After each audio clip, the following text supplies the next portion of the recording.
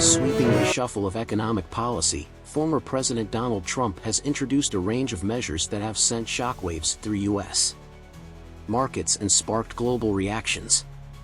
From broad-based tariffs to a renewed focus on fossil fuels, these decisions aim to protect domestic industries and boost growth. But critics warn of mounting debt, inflation and potential trade wars, as Jay Timmons, President and CEO of the National Association of Manufacturers, said in a previous statement. We believe the best way to preserve American manufacturing jobs is to continue fostering an environment that promotes free and fair trade, not broad tariffs that threaten our progress. Although Timmons' comments predate the latest round of tariffs, his concerns about overreach and trade barriers echo today's debates over Trump's agenda. One of the most controversial pillars of Trump's agenda is the proposed universal baseline tariffs, ranging from 10% to 20% on all imports, with significantly higher rates, 60% on Chinese goods and 25% on imports from Canada and Mexico.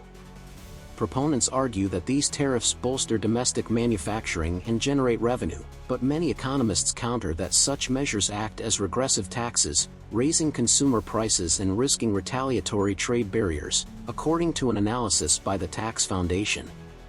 Tariffs are taxes paid by American families and businesses, not by foreign governments. Ultimately, the cost of higher tariffs falls on U.S. consumers. Historical parallels also raise caution flags. The 1930s Smoot-Hawley Tariff Act raised around 900 import tariffs by an average of 40% to 60%. The act amplified trade tensions and contributed to a decline in global commerce. Observers fear that escalating tariffs could similarly curb long-term growth and strain international partnerships. Alongside trade protectionism, Trump seeks to extend the 2017 corporate tax cuts, maintaining the 21% rate, and introduce new cuts for tips, overtime pay, and Social Security benefits. While businesses praise the corporate rate extension for adding certainty and competitiveness, nonpartisan estimates suggest these combined tax measures could add up to $8 trillion to the national debt over the next decade, pushing the debt-to-GDP ratio above 122%. Critics cite Keynesian and Ricardian arguments. A Keynesian perspective warns that stimulating an economy already near full employment can overheat markets, drive up inflation and crowd out private investment. Meanwhile, Ricardian equivalence posits that if taxpayers expect future tax hikes to pay off ballooning debt, they may rein in spending. Blunting the intended stimulus effect, Trump's administration has also signaled a rollback of climate-related regulations from the prior administration's Inflation Reduction Act. The moves include revoking subsidies for renewable energy projects and easing restrictions on fossil fuel extraction. Supporters in the traditional energy sector see new opportunities for oil and coal, while green energy advocates worry about a slowdown in solar, electric vehicles, and other clean tech investments. On the other hand, Trump's stricter approach to immigration continues, focusing on reducing the inflow of foreign workers.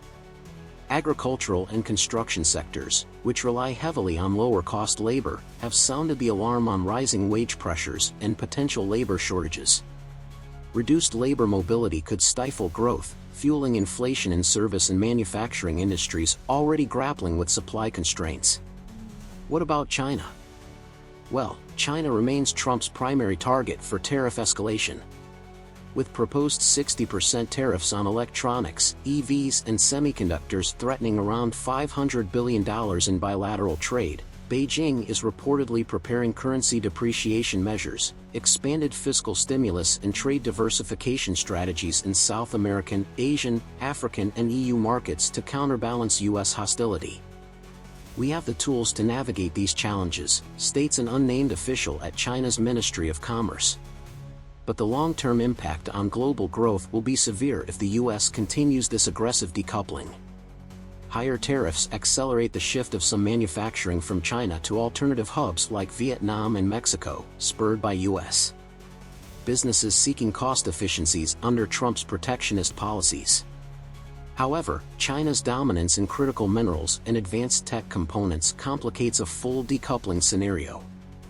Analysts suggest that while supply chains may realign, completely severing ties with China could be both disruptive and costly. Ultimately, the balance between short-term growth and long-term stability remains precarious as policymakers worldwide react to the U.S. pivot, the future of global trade, investment and climate cooperation hangs in the balance.